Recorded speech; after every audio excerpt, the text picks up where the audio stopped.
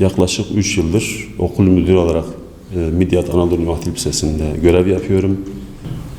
Tabii öncelikli olarak buraya geldiğimizde hem akademik olarak hem de davranışsal olarak, inançsal olarak okulumuzu belirli bir yere taşımayı hedef olarak belirledik. Çok şükür bu 3 yılki süreç içerisinde her yıl biraz daha üstüne koyarak bu aşamaya geldik. Velilerimizin İmam Hatip'e olan teveccühü tabii ki başarımıza etkisi büyüktür. Fakat şunu söyleyeyim, başarı bir ekip işidir. İnanırsan,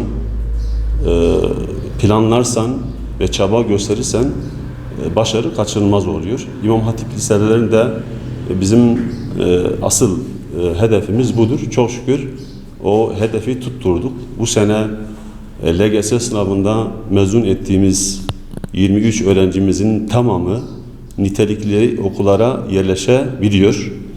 Bizim LGS puan ortalamamız 459. Bu bir rekor.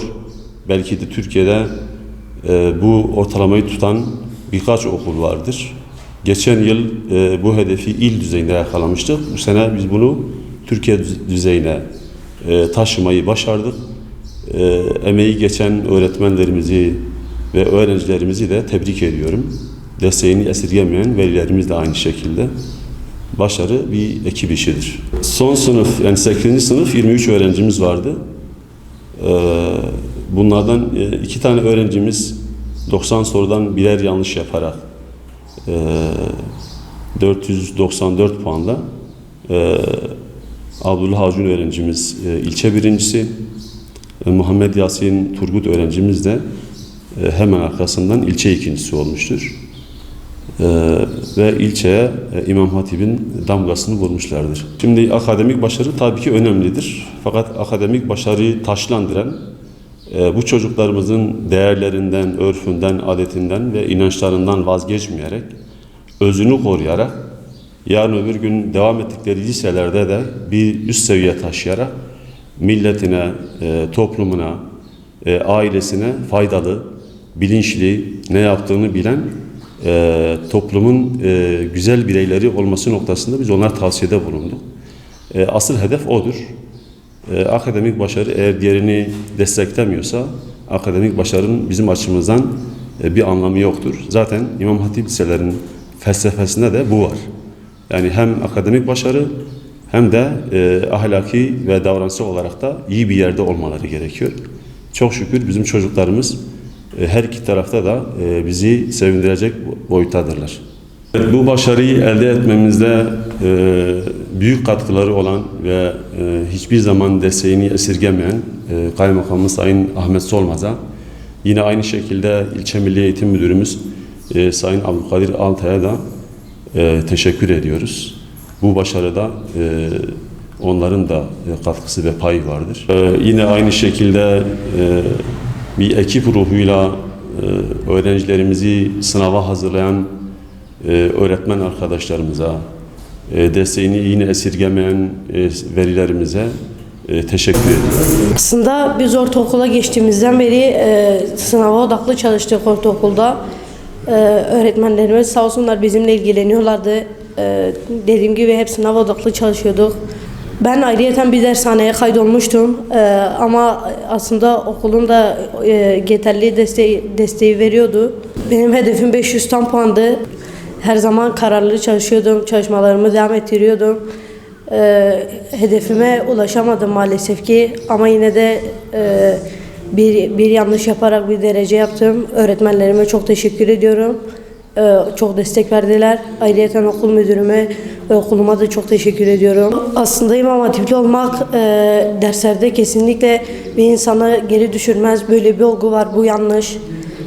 Bizim okulumuz İmam Hatip'ti. Hem dinimize önem veriyordu hem de derslerimize. Bu yönden de okuluma teşekkür ediyorum. İstanbul Kabataş Lisesi, Erkek Lisesi'ni tercih etmeyi düşünüyorum. İnşallah da güzel bir liseden sonra güzel bir üniversite kazanıp başarılı bir doktor olduktan sonra memleketime layıkıyla hizmet etmeyi düşünüyorum. Bu konuda bana yardımcı olan başta öğretmenlerim olmak üzere aileme, okul müdürüme, tüm okuluma teşekkürlerimi arz ediyorum. Öncelikle bir İmam Hatipli olarak bu başarı beni çok mutlu etti. Emeği geçen aileme, okuluma, öğretmenlerime ve tüm idareye teşekkür ederim. 494 puan aldım. Yüzdelik dilimiz 0.14. 500'ten puan alamadığımız için üzgünüz ama ilçemiz adına bu başarıyı devam ettireceğiz. Hedeflerim İstanbul Kabataş Erkek Lisesi'ni kazanıp oradan güzel bir üniversiteye mezun olup oradan da vatanıma hayırlı bir doktor olmak istiyorum.